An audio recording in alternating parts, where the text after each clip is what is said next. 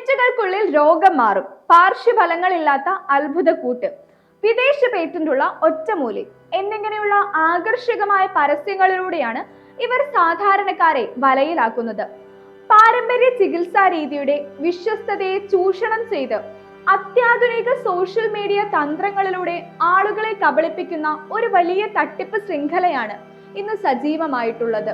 പ്രമുഖരായ ഡോക്ടർമാരുടെയും സ്ഥാപനങ്ങളുടെയും വീഡിയോകളും ചിത്രങ്ങളും ദുരുപയോഗം ചെയ്തും പ്രമുഖരുടെ വ്യാജ ടെസ്റ്റിമോണിയകൾ പ്രചരിപ്പിച്ചുമാണ് തട്ടിപ്പുകാർ വിശ്വസ്തത നേടിയെടുക്കുന്നത്.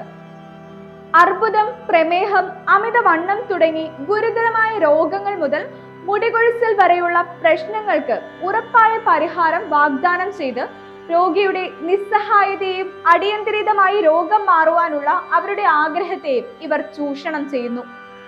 ഇതിന് പിന്നിലെ പ്രധാന കാരണം അശാസ്ത്രീയമായ വാദങ്ങളെ ചോദ്യം ചെയ്യാതെ പെട്ടെന്ന് കിട്ടുന്ന ഫലങ്ങളെ മാത്രം ആശ്രയിക്കുന്ന ഒരു പ്രവണത ആളുകളിൽ വർദ്ധിച്ചു വരുന്നതാണ്. വില കൂടിയ ഇത്തരം വ്യാജ മരുന്നുകൾ കഴിക്കുന്നത് വഴി രോഗശമനം വൈകുന്നതിനും യാഥാർത്ഥ ചികിത്സ ലഭിക്കാതെ ആരോഗ്യം കൂടുതൽ വഷളാകുന്നതിനും ചിലപ്പോൾ ജീവന് തന്നെ ഭീഷണിയാകുന്നതിനും കാരണമാകുന്നു. ഇവിടെ നമ്മൾ തിരിച്ചറിയേണ്ട ഒരു സത്യമുണ്ട്.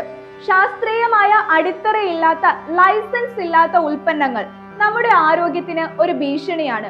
ആയുർവേദം എന്ന ചികിത്സാ പാരമ്പര്യത്തെ കളങ്കപ്പെടുത്തുന്ന ഈ തട്ടിപ്പുകൾക്കെതിരെ ഓരോ വ്യക്തിയും വസ്തുതകളെ കുറിച്ച് ബോധവാന്മാരായിരിക്കണം.